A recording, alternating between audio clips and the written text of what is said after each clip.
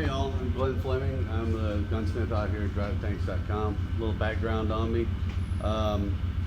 Basically, I'm a regular dude, but I came in from the military, 10 years as a helicopter gunner, best job in the world. Started gunsmithing because I'm just bored, needed a hobby. Turned out I was good at it, and pretty soon I was making junk like that, which is pretty cool, by the way. So without further ado, let's cruise over to the gun wall and show you all some cool stuff.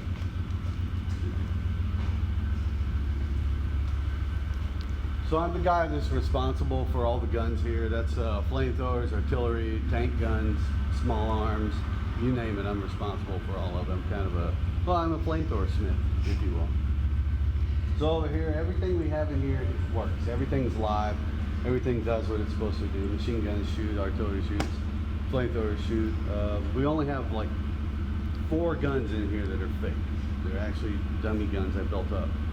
2 FG42s, a Type G and a Type F, Type 1, Type 2. And they're fake because they're $250,000 a pop, and they're $250,000 a pop. That one's a real gun, but that one's an SMG. We do have a Type 2 full auto FG42, but we don't shoot that because it's $250,000 gun. The other guns that are fake is the hull gun and the M4 Sherman, because everybody kept stepping on it, got tired of cleaning it, and we never showed it. The other one is, lastly, is a ZB37 over there that I built for my daughter when she was 3 because she didn't have one, and it makes it cool to split. Let's start off at the beginning. We run the gamut from old school weapons on up to current generation weapons. One of our oldest being the 1918 A2 bar. Just missed World War I. Really cool gun, really break of a gun. 30-06 full auto.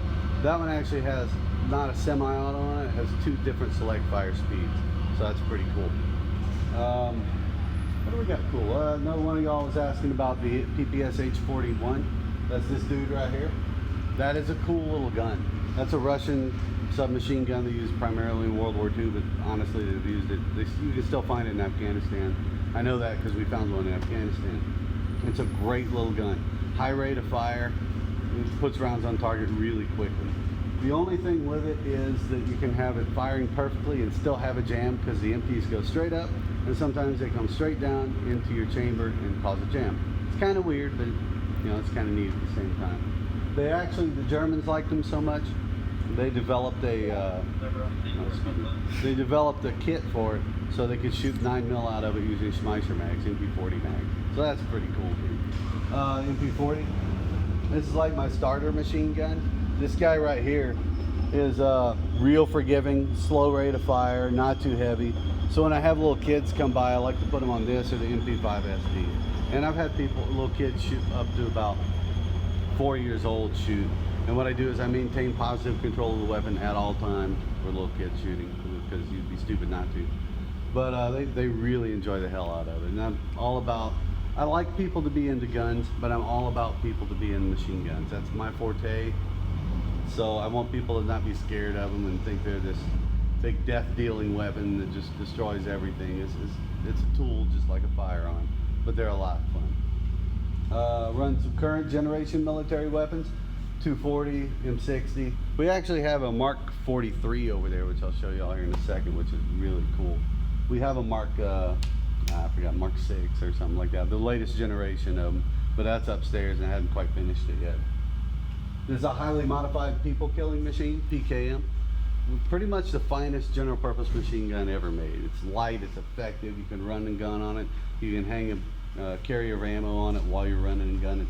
Great little gun. Good round, 7.62x54R. Same thing in the Mosin Nagant, stuff like that. Some more current gen stuff. We got the Uzi. Somebody was asking about the Uzi right there.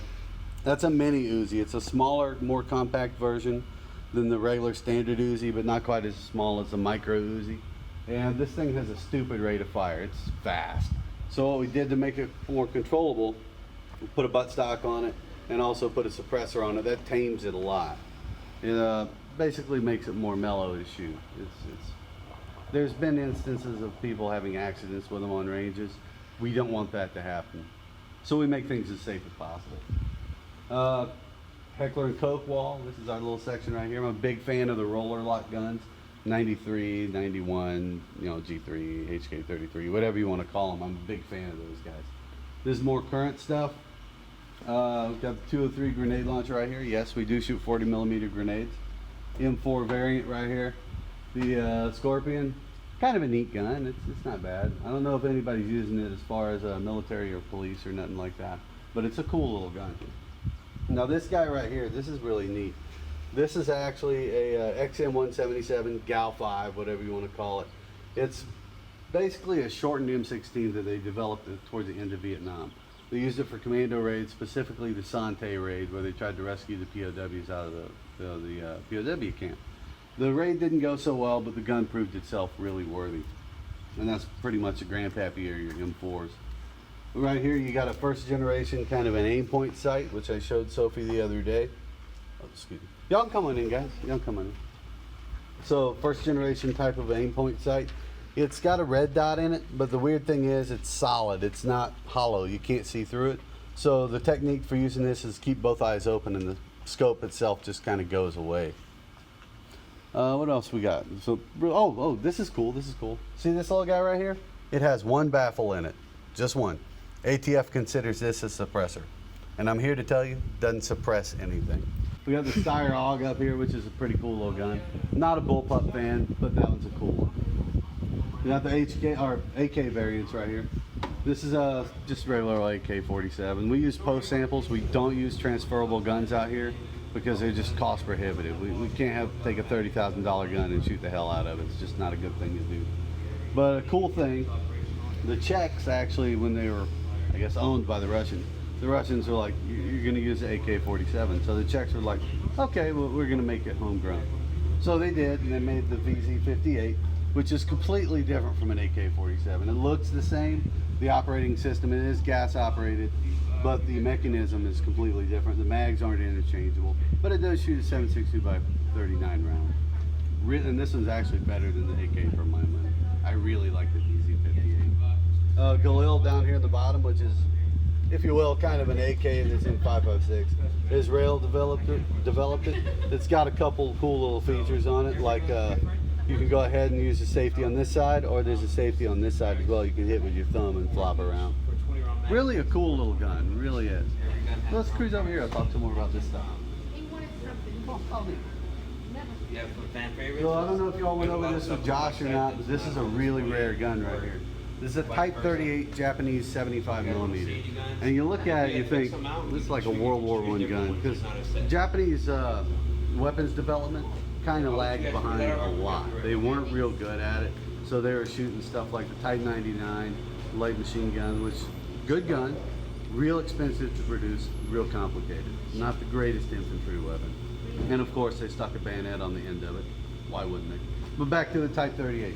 This thing's pretty cool, but one of the weird things about it, most big guns, you have a breech ring that screws onto your barrel. This one, the breech ring is actually integral to the barrel. You can't separate them. So if your barrel goes bad or if your breech ring goes bad, you have to get rid of the whole thing and just start over fresh. It's not the best idea, but like I said, they kind of lagged behind in weapons development. They had the fighting spirit though, I'll give them that. Well, let's talk about machine guns some more. Alright, so this is kind of like our little horseshoe shaped machine gun area because it's horseshoe shaped here. Got a couple cool things. You'll notice the MG34 is actually not here. That's because I'm actually working on it right now, but I do have a visual aid. Let me pull it out of my pocket. This is the bolt for an MG34, right? It's made up of about 30 parts. It's complicated as hell. The rest of the gun is complicated too. Real tight tolerances, which explains why our MG34 is broke. I'm actually fixing it right now. Well, not right this second, but you know, you get the idea. And incidentally, as complicated as it is, as much of a pain in the butt as it is to work on, the 34 is my favorite gun of all time. It's just a gorgeous gun. Got another PKM here, people killing machine. This one's in a more conventional configuration. This is what you'd see on the battlefield in Iraq or Afghanistan or really anywhere. Right next to it, we got an MG15. The MG15 is really cool. That's a neat little gun because it was originally developed as defensive armament for Stukas, Xm177 bombers, stuff like that. The Germans, being the crafty devils they are, decided they needed something that they could shoot it on the ground in case the team went down from the air. So they developed all this stuff that you attach to the buttstock, your bipod mount, stuff like that. And now you can take it into a conventional ground roll There's our Mark 43 right there. That's a cool little gun. You can run a gun with that really well. It's still a little on the heavy side. And the bolt, interesting note on the M60s, if you close the M60 bolt full speed on an empty chamber, it kind of eats itself over time. So that's one of the things you got to be aware of with it. MG42, pretty much the premier general purpose machine gun of all time. It's been copied, it's been cloned. The 240, the 249, they all share parts from it. The pistol grip mechanism, the fire control, exactly the same. The top cover, exactly the same. There's a lot of different guns that use that mechanism right now. I got a flamethrower up there on the wall. I think y'all saw her do that last night. Pretty cool little device. That's actually our canned flamethrower, meaning I take parts of it to fix our other flamethrowers. So it's not as complete as it should be, but you still get the idea. Oh, this is near and dear to my heart. So like I said, I was a helicopter gunner, right? One of the weapons we had was the Xm177, which is basically an aerial version of a 50 cal. Think B-17 bombers, same gun. And this is it right here. It shoots faster than a conventional M2 because you want more rounds on target because you're flying past stuff, you know. Really, really a pretty impressive gun. I really like this gun a lot. The other the other guns we used were mini guns. Great guns, lots of rounds on target, but it's not as, let's just say it's more susceptible to jamming than the 50 cal is. 50 cal, the Ma Deuce is John Browning rocks. Trust me on that. What else we got? Oh, somebody said something about the Lottie, right? So this is a Finnish L39 Lottie. It's a 20 millimeter gun. I think the original was 20 by 138B if I'm not, or RB if I'm not mistaken. And, oh no, B, it was belted. So, really a cool gun. Why the Finnish decided they needed a 160 pound gun on skis, I don't know, man. Because, I mean, now you're shooting at tanks. You made the tank mad, you made the infantry mad, you made the other trucks mad, and now you're trying to get out of town with a 160 pound gun on skis. And it doesn't have any optics, it's straight up iron sights. So you got to be relatively close to it. So it's just, while it's a cool gun, while it's a neat gun, for my money, a combat gun, but this one's been rechambered into a Vulcan round. Same thing you find on the M61 Vulcan cannons. Awesome. So what we got? Cool. This is kind of our little artillery area right here. Pack 40, which is my personal favorite gun to shoot out here. That's a violent gun. It's really cool. 75 millimeter anti-tank gun. Man, there's two things I can tell you about, show you videos, pictures, whatever, but until you do it, you just don't know, and this is one of them. I mean, you shoot this, you're changing your religion. It's really a mind-altering experience. Pack 36 right here, which is not technically called a Pack 36 by the German army, but everybody calls it that, so we're going to call it that too. This is a 37 millimeter cannon, anti-tank, anti-vehicle, anti-whatever it's shooting at, really. The cool thing about this, and the Pack 40 to an extent, is the articulation in the wheels and the mechanisms and stuff. It's not just a straight axle like you see on other artillery pieces. This is really articulated. We'll cruise over to the other side, you can see it. So this is all articulation. These are the locks for it and all like this. So you can go on uneven ground, set up, and you're pretty good to go. Split your trails and shoot. And the cool thing about this is it pops up about 6 inches to a foot every time you shoot, comes down and returns to zero every time. It's a remarkable feat of engineering, and they're doing it, you know, 1930s I think is when they developed this. So it's really, really just a cool gun. I really like it a lot.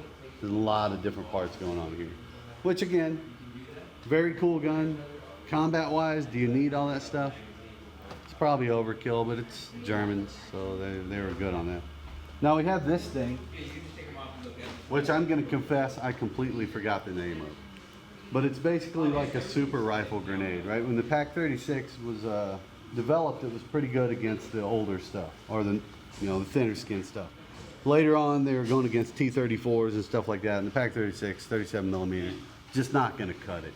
So they developed this. You put it in the end of the gun, in the muzzle end, and you fire a blank round out of it, pop this, and it'll go a couple 100 yards, and you got a cool shaped charge warhead here, which is actually a pretty sturdy shaped charge warhead. There's your impact detonation right there. Pretty cool little device. I'm not real sure how well it worked, but it certainly had to work better than the British Piat, right? It's Somebody just- has a question Yeah. because he's British, Oh. and he says that some gun ranges are awkward about foreign tourists, but you know, if he visited drive tanks, can he fire stuff? Oh yeah. We get people from all over the world to come out here. We have, it's easier to just say from all over the world. That's no problem if you've never shot a gun before, because I know a lot of countries aren't as gun friendly as America is. We crawl, walk, run through everything, so we'll train you. Well, we won't train you, but we'll have you shooting pretty proficiently by the end of the day.